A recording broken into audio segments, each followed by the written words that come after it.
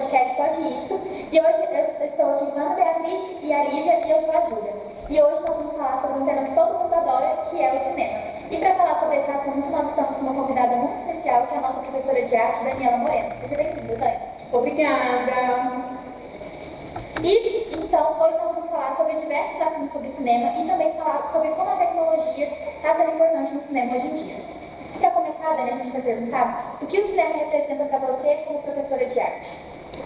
Eu diria que praticamente 80%, né? Quem é meu aluno sabe que toda aula eu vou dando ali uma pitada de filme, de material audiovisual como um todo, né? Documentários, curta-metragens, até clipes de música. Então, o audiovisual, ele é um ganho muito grande, né? Para a história da arte, para os recursos artísticos que nós temos, não só dentro da escola, como para a vida, né, gente? Então, toda hora eu estou fazendo alguma referência. O cinema é o mundo, é o contato que a gente tem com o mundo, não é isso, o audiovisual? Ele é tudo para mim. E qual foi o primeiro filme que te marcou e por que ele te marcou? Ó, gente, eu até pensei em uma coisa cult, assim, para falar, sabe, enquanto professora de arte, mas não tem como, minha geração é da Disney. Então, é Disney marcante na minha vida, muito, muito. Um filme marcante da Disney foi o meu primeiro filme que eu ganhei da minha madrinha, no VHS, da Bela Adormecida. Mas sem dúvida nenhuma, o Rei Leão e a Bela e a Fera são os meus preferidos. Era época de locadora, né? Os filmes Época eram de de locadora. locadora. Eu fico feliz que eu peguei essa época de locadora, porque hoje em dia é tudo Netflix, né? E eu peguei o finalzinho ali da locadora, chegou na minha casa, eu aluguei tanto Enrolados que no final, quando a locadora fechou, que né, ninguém pegava mais, eu ganhei. Tinha aquela emoção, né? A gente ia até o lugar, ficar lá De ir lá escolhendo, comprar o filme. levar um volumão. Dani, se você pudesse viver dentro de um filme, qual seria e por quê? Eu acho que eu viveria no mundo da Mary Poppins. Pela mágica de tudo acontecer, aparecer, sumir. E a mensagem que ela passa, né? Desse mundo encantado da criança, dessa coisa da gente não perder a nossa criança interior. Mary Poppins, ela é um filme, é um musical que traz muitas lições assim, pra gente. Principalmente essa coisa da nossa criança interior. E para falar mais sobre a tecnologia no cinema, a Lívia faz umas perguntas também. A Lívia vai fazer. Dani, na sua visão, qual foi a mudança mais marcante que a tecnologia trouxe para o cinema? Ó, se a gente pegar a história do cinema, a gente vai ver lá no início já uma coisa que é marcante, que é o efeito especial. O efeito especial foi criado por um francês que era mágico. E que quando ele teve acesso às primeiras câmeras, né, que os irmãos Lumière criaram, essa coisa de projetar, ele falou, por que não utilizar, né, essa coisa da possibilidade da câmera parar e voltar a gravar com o efeito das coisas aparecerem e sumirem. Isso a gente tem um marco grande já, que é o primeiro filme, Viagem à Lua, né, de ficção científica. E aí a gente tem só avanços, né, como por exemplo as tomadas, foram décadas e décadas de tomada fixa, então os atores, né, todo o cenário tinha que se movimentar diante da câmera fixa, uma tomada única, vamos dizer assim. Depois criaram os trilhos, depois as câmeras foram evoluindo, elas foram ficando mais leves, a ponto de poder colocar uma câmera no braço.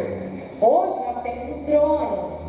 Então, eu diria assim, que tem um marco principal, acho que o marco principal é o Georges Méliès mesmo, todo mundo que estuda cinema assim, reconhece, né, que ele traz o efeito especial. Quando ele traz o efeito especial, ele traz essa coisa da mágica no cinema, porque é igual livro, né, nos livros e nos filmes tudo pode acontecer, o mundo do Harry Potter, as magias de tudo. Então, os efeitos especiais da ficção científica eu acho que é o marco principal, para depois desenrolar em tudo que a gente já conhece.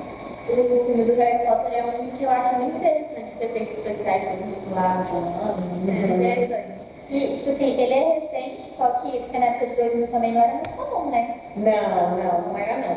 Outros marcos importantes, assim, sabe, Lívia? Esse pano verde que muitos estúdios utilizam tem um nome, é o Chroma Key, exatamente, que advém da tecnologia, né, que você perguntou, então, os cenários todos eles podem ser importados, né, para esse recurso aqui. Outra coisa também do cinema que é bacana é a própria inteligência artificial hoje, né, mas há uns 20 anos atrás, por exemplo, Toy Story é o primeiro filme, a primeira animação feita no computador. É claro que alguns dizem assim, ah, mas perdeu a magia, porque é tão legal. Mas pensa, no estúdio ficar 7 anos produzindo um filme, enquanto que o computador ele pode fazer 7 filmes por ano. Isso é um ganho pra gente enquanto público, né? Então, questão de diversidade, de riqueza mesmo.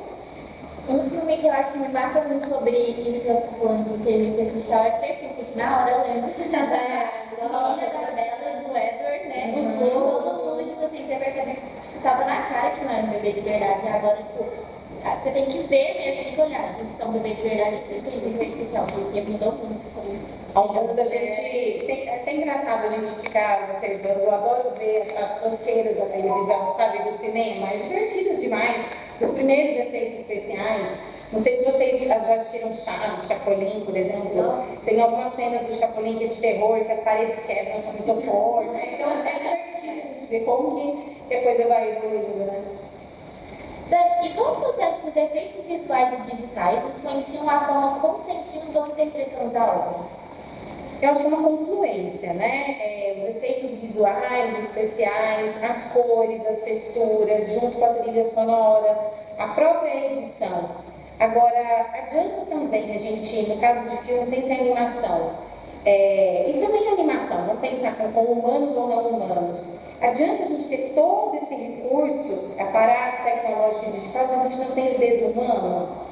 Se a gente não tem a feição do ator, da atriz, aquela lágrima que está para quase escorrer, né? Aquela boquinha tremida que às vezes o ator, às vezes não fala nada e a gente está sentindo que do outro lado a gente sente. Ou até uma animação que precisou ter uma pessoa por trás, uma pessoa pensante, um roteirista, escritor. Então, a gente tem sim esse avanço grande tecnológico, mas o dedo humano ainda ele é o propulsor da arte. Que é aquilo que faz a gente chorar, mas é filme. O lado humano. E como você acha que a tecnologia, ela aproxima ou afasta o público da essência artística do cinema? Do cinema aproxima. Do cinema, sem dúvida, aproxima. Do cinema enquanto linguagem, do cinema enquanto prédio, afasta. E com a chegada da IA, o cinema pode perder o toque humano da arte ou isso é uma nova forma de expressão? Eu ainda estou resistente com a IA. Enquanto até profissional da arte, né, pessoa que gosta muito de arte, eu tenho muitos pés atrás, eu diria que todos os pés atrás ainda com a IA. Reconheço o que ela está sendo aí de bem-vindo, né? Tenho usado também, não vou negar, tenho usado para algumas coisas, sei que tem adiantado e agilizado na questão do tempo, de muita coisa, mas no âmbito da arte eu ainda fico bem com o pé atrás, porque a arte para mim é feitura do ser humano, ainda com todo esse aparato tecnológico, né? Então, o que antes um pintor demorava um tempo para fazer com toda uma sensibilidade, né? De olhar o pôr do sol, de olhar a luzinada da natureza e pintar e observar os feixes da luz do sol para imprimir na tela, hoje eu peço, né, para alguma inteligência artificial e ele é criado na hora. Teve uma polêmica também no ano passado, né? Não sei se vocês lembram, não sei se foi esse ano, daquele estúdio maravilhoso, um dos estúdios mais importantes de animação japonesa, dos estúdios Ghibli. E aí uma cena que ele demorou 4 horas para ser feita, a IA montou em uma. Então acho que é para a gente pensar, né? Aí o que eu disse do dedo humano, adianta esse aparato tecnológico que a gente não tem, só nós conseguimos sentir. O computador não vai conseguir sentir o que a gente consegue, não vai conseguir. Mas tem isso, né? Agora tem músicas produzidas, então a gente está mergulhado numa diversidade diversidade é uma coisa maravilhosa, né? Mas a gente está mergulhado numa numerosidade muito grande de ofertas também. Nós estamos perdidos diante de tantos streamings, não é? Todo mundo comenta que quando a gente vai escolher um filme, dentro de uma só a gente já fica perdido. Imagina quando você tem a opção de 4, 5, tem gente que tem todos, né? Nesses aparelhinhos que tem todos hoje, né? Se você sentar para ver um filme, você fica 1 hora junto com a pessoa que você quer ver, ou sozinho para escolher. Então, né? Mais tem que escolher. E as ferramentas como CGI, realidade aumentada e captura de movimentos, você acha que podem ser vistas como uma forma de arte? Captura de movimentos, realidade aumentada e o CGI? eu acho que sim, é mais um recurso. Mas aí a gente volta naquilo que a gente estava falando. né? Sem perder o traço humano, sem perder essa essência, né? Essa roteirização que foi pensada por uma cabeça de verdade. O resto é recurso, tá tudo certo, né? E você já pensou, ou você faz algum projeto com seus alunos que relaciona tecnologia com o cinema? Sim, eu tenho um plano de aulas, né, principalmente no primeiro ano, onde a gente estuda a história do cinema, a gente vai passando por esses marcos principais, desde a história da fotografia, que na verdade é primordial, né, para a gente chegar no cinema, e depois a gente estuda stop motion. Então eu já fiz alguns trabalhos assim, até com vocês, eu acho que eu fiz o ano passado, né, aqui em stop motion. Às vezes eles têm o exercício de apreciar um filme e transformar isso em história em quadrinhos, ou fazer releituras de cenas de filmes também, né? Mais do que pesquisas, assim. E já fiz também alguns trabalhos de criação de curta-metragem, é bem divertido, assim, tem bastante material de aluno. Nossa Assim. curta-metragem que a gente fez ano passado foi de lixo, né? Um papelzinho de lixo pulando na lixeira, ficou bonitinho. E agora sobre o olhar pessoal e artístico, eu vou deixar a Bia falar mais. Agora, Dani, a gente vai fazer umas perguntas mais pessoais mesmo. Aí você pode se sentir livre para responder, mas se seu coração mandar. A primeira pergunta é: o que faz um filme ser uma verdadeira obra de arte para você? Olha, bem pessoal mesmo, né? Tem que me emocionar. Ele tem que me desligar de onde eu estou e me levar para outro lugar. É uma das coisas que eu falo com os alunos também, com todas as pessoas, né? Primeiro, ter conhecimento cinematográfico, audiovisual, não é só para a escola, né? Não é só para um trabalho como esses que estão fazendo, é repertório para o mundo. É para você estar nos seus grupos aí fora da escola, trocando ideias, e vocês terem esse repertório. Eu nunca fui a Paris, mas se você me pedir para descrever Paris, talvez eu consiga te descrever pelos filmes. A cidade à noite, iluminada, com luzes, né, com os paralelepípedos, com as pontes. Nova York, nunca fui para Nova York, mas eu posso arriscar dizer que os táxis são amarelos, que a Quinta Avenida são arranha-céus, que as pessoas andam sobretudo correndo. Por quê? De tanto acesso você tem a esse tipo de coisa, né? E aí o filme não tem uma receita única para ser bom. Tem dia que o filme ele é para te relaxar, para você dar risada. Não tem dia que ele só te dar risada? Relaxar. Besterol. É bem-vindo. Tem dia que você vai se identificar. Você está passando por alguma questão, você vai aprender alguma coisa ali de assistir algum filme, né? A gente já aprendeu tanto com filmes, né, sobre relacionamentos. Às vezes uma coisa que você vê na tela é algo que nenhum terapeuta, nenhum amigo, nenhum familiar te disse, né? Dá vontade de abraçar a pessoa que falou aquilo no filme. Então ele tem que emocionar, ele tem que te tocar de alguma maneira. Às vezes a gente até pega um apego dos personagens, né? Muito. Quem nunca se apaixonou por um personagem? Não, isso é detalhe. Eu mesma lembro. Me apego com o personagem, quando eu tô vendo, que eu tô vendo uma pessoa atuando ali, eu me apego mais ainda. Porque a gente fica triste que essa pessoa não existe, né? Nossa, quando a pessoa morre, então. Exatamente. E Dani, existe algum diretor ou pode ser até ator, atriz mesmo, ou algum movimento cinematográfico que te inspira a dar aula ou como a vida mesmo, pra vida mesmo? Sim. Tem uma cineasta daqui do Brasil, ela é relativamente nova, contemporânea nossa aí, que é a Petra Costa. Ela faz documentários principalmente por vias políticas aqui no Brasil, sabe? Então ela documentou muito bem a crise que nós tivemos em 2013, né? Que tudo começou ali com os 20 centavos de manifestação, né?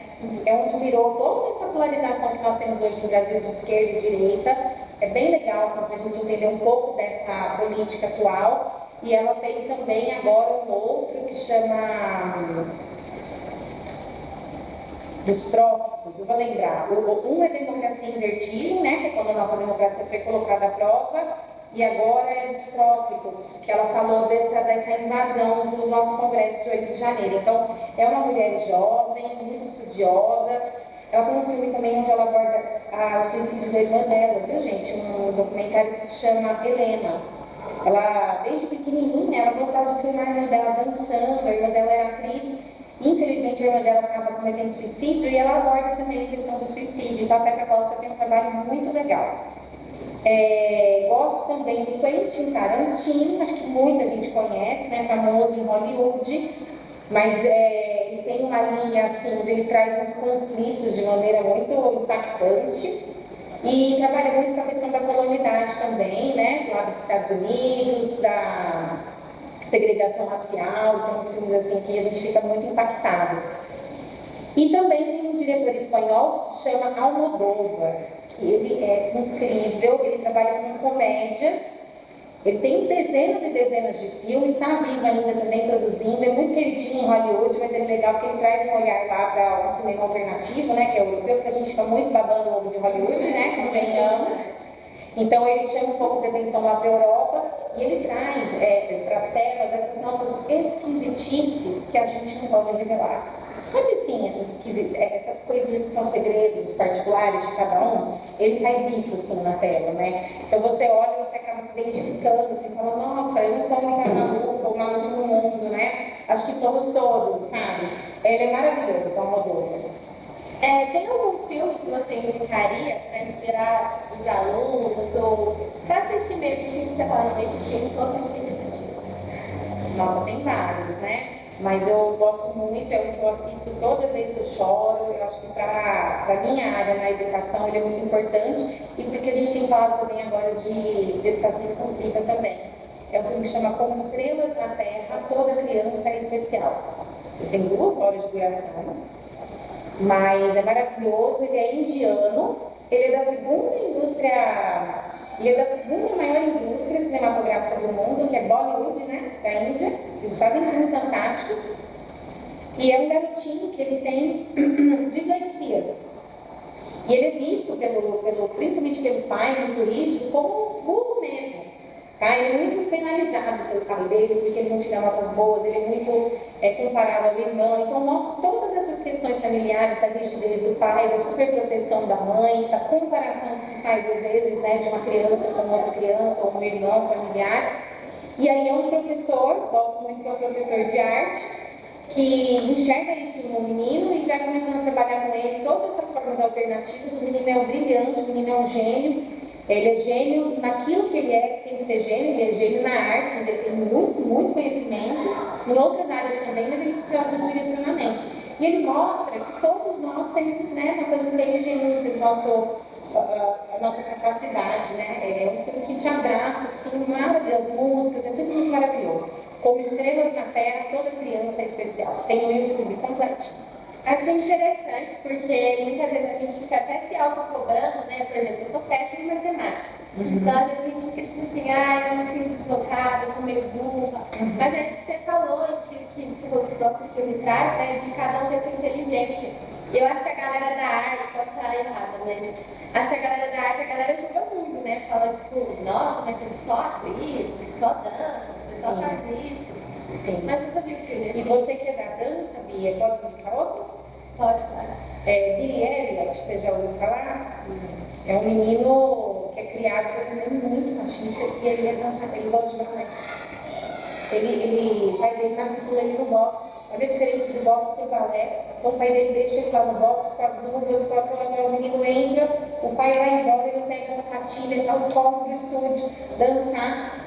E é muito emocionante também, porque o pai dele briga demais, espanca ele, acontece um monte de coisa, e há uma construção dessa relação dos dois também, né? Sobre menino pode dançar balé, né? Se menina que resolve fazer uma carreira profissional no balé já sofre, você imagina o menino. Então trabalha com essas questões também dessa masculinidade frágil, né? Demais, viu? Billy Elliot.